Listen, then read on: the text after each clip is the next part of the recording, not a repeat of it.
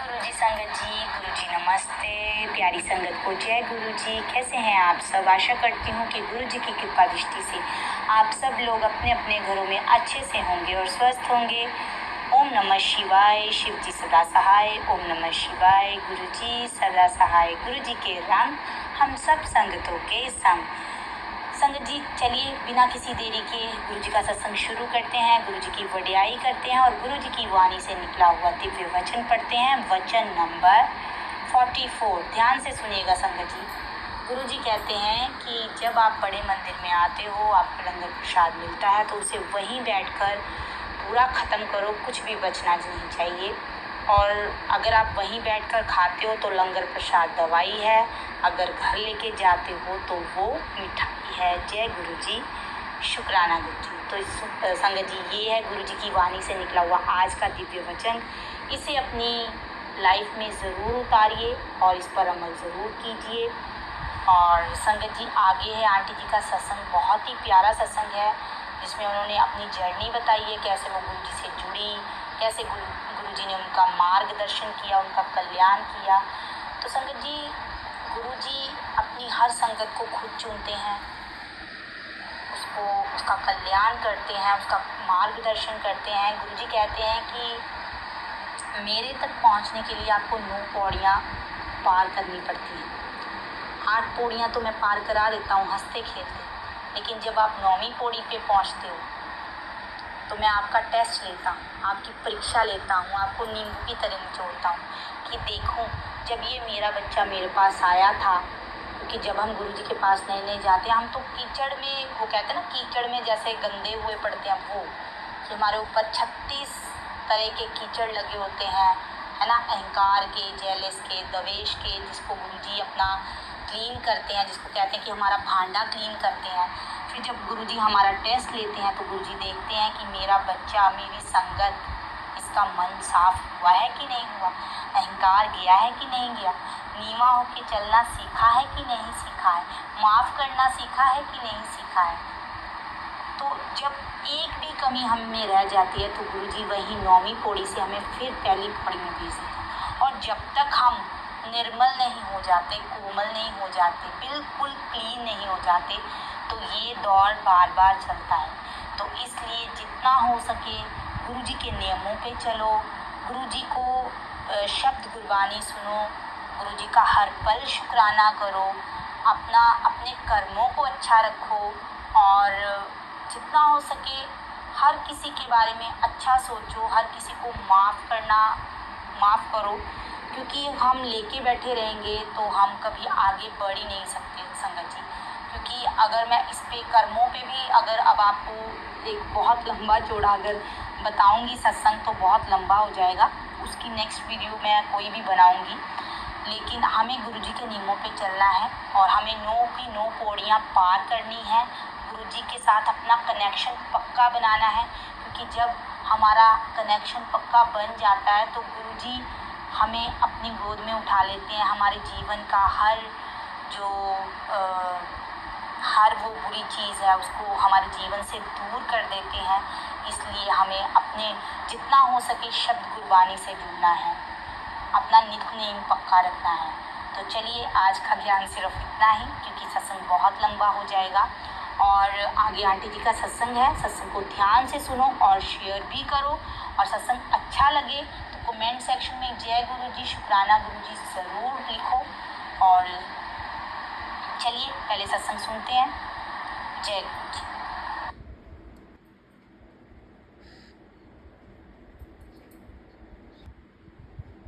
शुक्राना गुरुजी, आपका बहुत बहुत शुक्राना अपने दर से जोड़ने के लिए, ये मौका देने के लिए कि मैं आपकी वडियाई कर सकूं, इतनी कृपा करने के लिए कि आपने लाइफ को एक बुक की तरह बना दिया है जिसके हर एक पेज पर आप डेली कोई ना कोई ब्लेसिंग लिखते रहते हो। सो संगत जी, गुरुजी से हम कब और कैसे कनेक्ट हुए ये सिर्फ गुरुजी को पता है, पर गुरुजी से मैं कैसे इंट्रोड्यूस हुई थी वो काफ़ी साल पहले की बात है। इट वॉज अराउंड 2019 और 20, जब मेरी मम्मा नानी के घर गए हुए थे और उनको वहाँ गुरुजी के बारे में पता चला था। पर कहते हैं ना, हम जब ज़्यादा पढ़ लिख जाते हैं, लॉजिकल हो जाते हैं, तो फिर हमारे लिए मुश्किल हो जाता है कि हम कैसे एक इंसान को भगवान मान लें। तो मैं भी गुरुजी से मतलब कनेक्टेड नहीं थी इतना। एंड 2021 31 दिसंबर की टाइम मम्मा मुझे फर्स्ट टाइम न्यू ईयर सत्संग में लेके गए थे, तो वो उन्होंने बहुत फोर्स किया था, तभी मैं गई थी। एंड तब मुझे चाय प्रसाद, लंगर प्रसाद, इसकी वैल्यू का कुछ नहीं पता था, मुझे गुरबानी भी समझ में नहीं आती थी। तो मैंने चाय प्रसाद ली वहाँ पर और थोड़ी सी पी और थोड़ी सी छोड़ दी। सेवादार जी कहते कि आपको पूरी पीनी पड़ेगी, तो मैंने पूरी पी ली, बट उस टाइम कुछ वैल्यू का नहीं पता था। तो 2022 में एक साल बाद जब तो मैं बैंगलोर चली गई थी, और उसके बाद मैं दिवाली के टाइम जब वापस आई हुई थी घर, तो आई हुई थी वापस, तो दिवाली के टाइम ऐसे ही मन करा कि मैं ना न्यू आई लाइनर लेती हूँ और अपनी आईज पे लगाऊंगी, ऐसे ही बहुत शौक करा, मन आ गया। तो जब मैंने आई लाइनर लिया और मैंने ट्राई करा लगाने का, तो जब मैं लेफ्ट आई को ओपन करके राइट आई पे लगाने का ट्राई कर रही थी, तो मुझे पास से कुछ भी नहीं दिख रहा था, एकदम कहते हैं ना ब्लर दिख रहा था, और मैं बहुत शॉक हो गई। मैंने एकदम मम्मा को कहा कि आप टीवी खोलो, मैंने अपनी क्या कहते हैं लेफ्ट आई खोली, राइट आई बंद करी और पास दूर सब दिखने का ट्राई करा, बट सब कुछ ब्लर दिख रहा था। तो अगले दिन फिर हम डॉक्टर के पास गए और मुझे पता चलता है, शॉक मिलता है कि रेटिना के अराउंड एक फ्लूइड बन गया है, जिस वजह से पास का भी और दूर का भी मुझे ढंग से सेंट्रल विजन नहीं था मेरा सही। तो डॉक्टर ने कहा कि आप दवाई ले लो और ठीक हो जाएगा, 1 महीना 80% ठीक हो जाएगा। तो दवाई ली और मेरी उस टाइम पे बैंगलोर की फ्लाइट थी 1 हफ्ते बाद ही, तो मैं बैंगलोर में क्योंकि जॉब करती हूँ, तो मैं 1 हफ्ते बाद आ गई और मैंने 1 महीना दवाई ली, पर कुछ भी फर्क नहीं आया।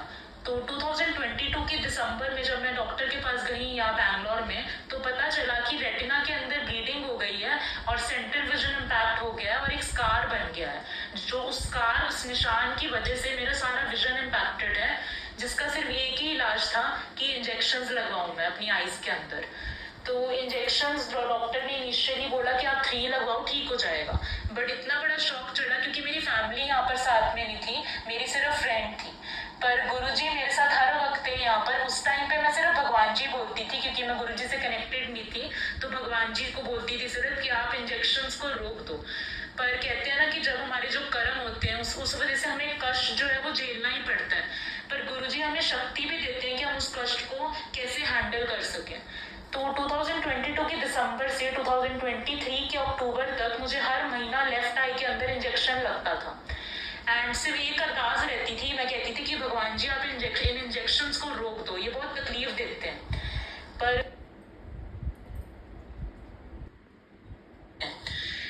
गुरुजी ने इस काबिल बनाया हुआ था कि मंडे टू फ्राइडे मैं ऑफिस जाती थी और सैटरडे को इंजेक्शन लगवाती थी, तो मैं काम भी करती थी और साथ साथ अपना ट्रीटमेंट भी पूरा करवा रही थी। गुरुजी की कृपा से अब 2 साल होने वाले हैं। 2023 के अक्टूबर के बाद अब तक मुझे कोई भी इंजेक्शन नहीं लगा उसके बाद।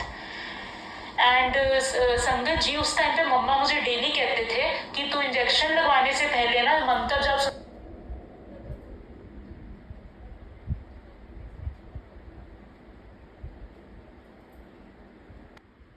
स्वरूप है, तो हाथ में पहनती थी, अच्छा लगता था पहनना, पर तब ऐसे कनेक्टेड नहीं थी, बस मम्मा के कहने पे जो मम्मा कहती थी वही करती थी मैं। तो उसके बाद फिर क्या हुआ, फिर 1 साल ऐसे ही मतलब 2024 का अपना जॉब करने लग गए, उसमें बिजी हो गए, और मेरे अंदर भाव ही नहीं था कि मुझे सत्संग में जाना है या सत्संग ढूंढूं कि बैंगलोर में कहाँ होता है। पर गुरुजी की जब मर्जी होती है ना, तभी हम उनके दर पर जा सकते हैं। तो 2023 के दिसंबर में 31 दिसंबर को अगेन संगत जी न्यू ईयर के टाइम मम्मा ने ढूंढा, मम्मा को बेसिकली फेसबुक पर दिखा कि बैंगलोर में कहीं सत्संग हो रहा है, और उन्होंने मुझे बोला जाने के लिए, पर मैं रेडी नहीं थी जाने के लिए कि मैं अकेले नहीं जाऊंगी, तो उन्होंने फ्रेंड के थ्रू जबरदस्ती मुझे साथ में भेजा, तो मैं फ्रेंड के साथ गई। एंड उसके बाद फिर अगेन 2 महीना मतलब फरवरी मार्च, क्योंकि भाव नहीं था अंदर, तो इसलिए मैं ढूंढती भी नहीं थी कि कहाँ सत्संग हो रहे हैं। मार्च में अगेन महाशिवरात्रि लास्ट ईयर मम्मा ने फिर से मतलब उनको दिखा कि फेसबुक पे कि कहाँ सत्संग हो रहा है बैंगलोर में, और इस बार मैंने कहा ठीक है मैं जाऊंगी, और इस बार मैं अकेले भी गई, मतलब मैंने ये नहीं कहा कि मैं किसी के साथ जाना है, मैं अकेले नहीं जाऊंगी। तो गुरुजी ने वो भाव डाल दिया था। एंड संगत जी, जब मैं महाशिवरात्रि के दिन सत्संग में गई, मैंने जैसे ही माथा टेका, मैं देखने लगी कि मैं कहाँ बैठूं, मुझे कोई जगह दिख नहीं रही थी। एंड मैंने जैसे ही पीछे मुड़ी तो मुझे सेवादार जी कहते कि जो गुरुजी की गद्दी थी ना, उसके बिल्कुल उन्होंने मेरे को पास में बिठा दिया। उस दिन संगत जी जब मैं गुरुजी के स्वरूप को देख रही थी, मेरा ध्यान और कहीं जा ही नहीं रहा था। पहले मेरा कभी ध्यान नहीं लगता था सत्संग में, बट उस दिन जब मैं गुरुजी को देख रही थी और शब्द गुरबानी सुन रही थी, मुझे बहुत ज़्यादा अच्छा लग रहा था। एंड उसके बाद होस्ट अंकल जो थे सत्संग में, उन्होंने मुझे एक ग्रुप में ऐड कर दिया था। तो बेसिकली जैसे बहुत सारे ग्रुप्स होते हैं तो आपको इन्फॉर्मेशन मिल जाती है कि सत्संग कहाँ पे हो रहा है। तो ऐसे करके एक हफ्ते बाद मुझे फिर एक ग्रुप में आया मैसेज कि सत्संग हो रहा है सैटरडे या संडे को। तो मैंने देखा और फिर एकदम भाव आया कि ठीक है, मैं जाऊंगी सत्संग में।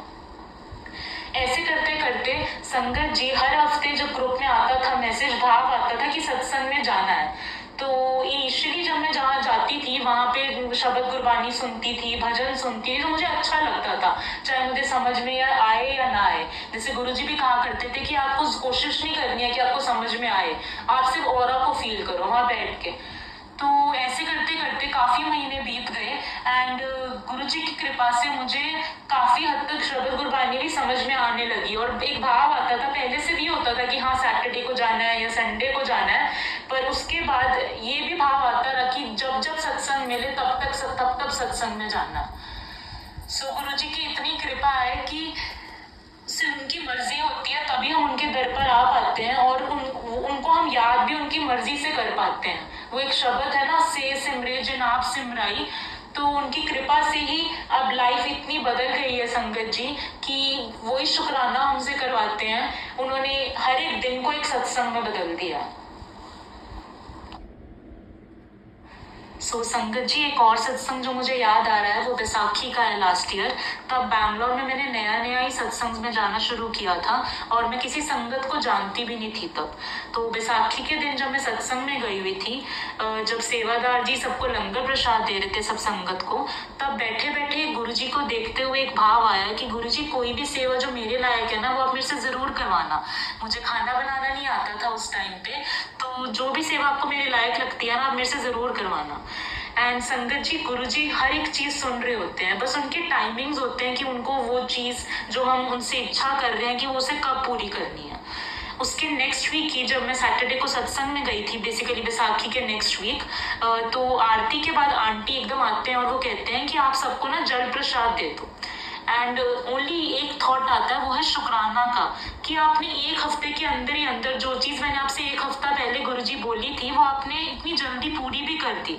पता नहीं वो, मैं आप कहते हैं ना अपने आप को डाउट करने लग जाते कि हम लायक भी हैं उस चीज़ के या नहीं, पर गुरुजी की कृपा से ही सब कुछ होता है। और ग्रैटिट्यूड का भाव भी सिर्फ गुरुजी हमारे अंदर डालते हैं।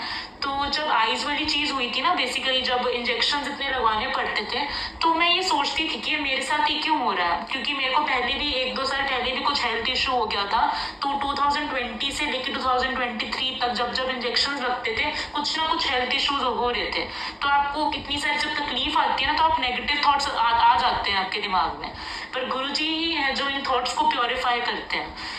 तो गुरुजी ने जब अपने दर से जोड़ा ना, सत्संग में बुलाना शुरू करा, गुरबानी सुनवाई, तब ये भाव आया मन में ग्रैटिट्यूड का कि अगर वो कष्ट ना आया होता इसका, तो ग्रैटिट्यूड आता ही ना कि हमें कि शरीर जो ये गुरुजी का दिया हुआ है, जो इतनी बड़ी ब्लेसिंग है, अगर इसमें कोई भी पार्ट ना चले तो क्या होता है। हम बड़ी बड़ी चीज़ों के पीछे भाग जाते हैं या कंप्लेंट्स करते हैं, बट जब कोई ऐसा कोई मेडिकल इशू होता है ना, तब हमें रियलाइज होता है कि छोटी छोटी चीज़ें ही हैं जो लाइफ में बहुत ज़्यादा ज़रूरी हैं, जो हमें खुशी दे सकती हैं।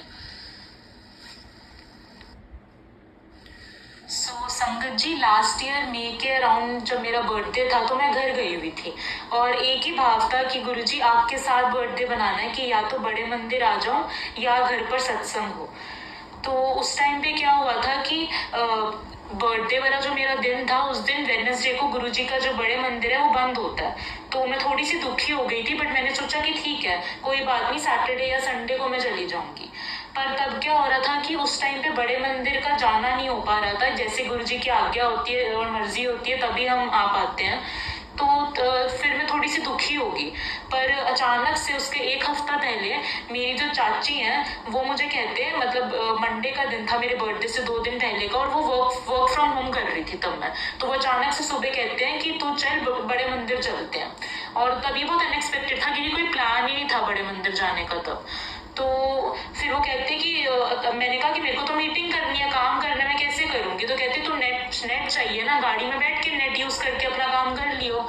और गुरुजी की इतनी कृपा थी संगत जी, तो मैंने कहा चलो ठीक है, मैं इतनी खुश होगी कि मेरे को बड़े मंदिर जाने का मिलेगा कि कोई बात नहीं, बर्थडे के दिन ना सही पर उस वीक में जाने को मिलेगा। और फिर क्या हुआ कि उस दिन मीटिंग्स भी इतनी नहीं आई, गुरुजी ने इतना आसान सब कुछ कर दिया कि काम भी इतना ज़्यादा नहीं था कि मैं आराम से गाड़ी में लैपटॉप पे थोड़ा बहुत कर पाई और बड़े मंदिर भी जा पाई। तो जिस दिन मेरा बर्थडे था उसके नेक्स्ट डे घर पर सत्संग था। एंड कहते हैं ना कि जब आप गुरुजी को याद करते हो कि आपका जब भाव आता है कि गुरुजी आपके साथ बर्थडे बनाना है, तो वो ज़रूर वो चीज़ कहते हैं ना, अपनी प्रेजेंस हमें छोटी छोटी चीज़ों में दिखाते रहते हैं। तो सत्संग के बाद जो कड़ा प्रसाद था, जब सेवादार जी सबको दे रहे थे, तो कड़े प्रसाद में संगत जी गणेश जी बने हुए थे। And it was Guruji who came in the form of Ganesh ji. वो हमसे इतना प्यार करते हैं कि वो हमें दिखाते ही रहते हैं कि ही इज़ देयर। वो कहीं भी नहीं गए हैं, सिर्फ उन्होंने अपना शरीर छोड़ा है, वो है यहाँ पर हमारे साथ, हर एक मोमेंट हमारे साथ है। आपका बहुत बहुत शुक्राना गुरुजी, अपनी वडियाई करवाने के लिए, इस लाइफ को इतनी बड़ी ब्लेसिंग बनाने के लिए, और डेली ये रियलाइज़ करवाने के लिए कि हर एक छोटी से छोटी चीज़ में, कि इनफैक्ट अगर बारिश भी हो रही है या हम अपनी फेवरेट चीज़ें भी खा पा रहे हैं, तो वो आपकी कृपा से ही हो पा रहा है। आप बस वैसा बना दो जैसी आपकी मर्जी है, हमें वैसा बिल्कुल मत रहने दो जैसे हम हैं, और आप शक्ति दो कि आपके दिखाए हुए शब्द कुर्बानी के रास्ते पर चल पाए। जय गुरुजी, शुक्राना गुरुजी। तो चलिए संगत जी, आज्ञा दीजिए। आशा करती हूँ कि आपको सत्संग अच्छा लगा हो, और बाकी संगतों तक भी शेयर कीजिए। संगत जी, गुरुजी की मेहर से आपको एक उपाय बता रही हूँ। गुरुजी का जल प्रसाद बड़े मंदिर का अगर आपके पास है तब भी ठीक है, अगर नहीं है तो लोटा ब्लेस आप कराते हो, तो उस जल प्रसाद को जो आप पीते हो, आप उससे अपनी आँखों पे भी छींटे मार सकते हो। अगर आपको आँखों से रिलेटेड कोई भी प्रॉब्लम है, आँखों में खारिश है या जलन है या कोई भी दिक्कत है, अगर आपका ट्रीटमेंट भी चल रहा है, तो आप गुरुजी की जल प्रसाद के छींटे ज़रूर मारा कीजिए, सुबह, दोपहर और शाम को। गुरुजी के जल प्रसाद में संगत जी बहुत शक्ति है। गुरुजी बहुत प्यारे हैं, बहुत दयालु हैं, अपनी संगतों को ब्लेस करते ही रहते हैं, ब्लेसिंग्स देते ही रहते हैं। बस हमारा विश्वास पक्का होना चाहिए। और विश्वास पे एक सुना रही हूँ कि परसों मैं अपने हस्बैंड के साथ मार्केट गई थी, तो मेरे हस्बैंड की दोनों आँखों में, आजकल आपको पता है बरसाते हैं, तो दोनों आँखों में कीड़े पड़ गए उड़ने वाले। तो रास्ते में मंदिर था, तो मंदिर के पास ही एक टैप लगा था, तो उन्होंने उससे छींटे मारे, लेकिन जब मैंने आंखें देखी तो वो बिल्कुल रेड हो चुकी थी, ऐसे जैसे आंखों में से ब्लड आ रहा है। तो मैं डर गई। तो हम घर आए, मैंने गुरुजी के आगे अरदास की। गुरुजी ने मन में थॉट डाला कि जल प्रसाद पड़ा, उसके छींटे मारो। तो मैंने वो 2 ड्रॉप्स उनकी आँखों में डाली, दोनों आँखों में, और थोड़ा सा पिलाया उनको। संगत जी, आप मानेंगे आधे घंटे में उनकी आँखें रेडनेस भी ठीक हो गई, जो उनको जलन पड़ रही थी वो भी ठीक हो गई। इतने प्यारे हैं हमारे गुरुजी। तो इसीलिए आपको भी यही उपाय बता रही हूँ कि जो गुरुजी ने कहा कि सबको बता कि आपकी आंखों में भी अगर ऐसा ही कुछ प्रॉब्लम है, खारिश, जलन या कुछ भी प्रॉब्लम है, ट्रीटमेंट भी आप ले रहे हो, क्योंकि गुरुजी कहते हैं डॉक्टर अपना काम करेगा, मैं अपना। तो आप जल प्रसाद ज़रूर उसके छींटे मारें अपनी आंखों पे 3 टाइम, आपको गुरुजी ब्लेस करेंगे। तो चलिए संगत जी, आज्ञा लेती हूँ आपसे, नए सत्संग के साथ आऊँगी। और अगर आपको भी अपना सत्संग शेयर करना है तो नीचे दिए हुए नंबर पे आप रिकॉर्ड करके यहाँ लिख के मुझे भेज सकते हैं। तो चलिए, हंसते रहिए, मुस्कुराते रहिए, पॉजिटिविटी फैलाते रहिए, और मंत्र जाप करते हैं, हाथ जोड़ते हैं, आंखें बंद करते हैं। ओम नमः शिवाय, शिव जी सदा सहाय। ओम नमः शिवाय, गुरु जी सदा सहाय। जय गुरु जी, शुक्राना गुरु जी।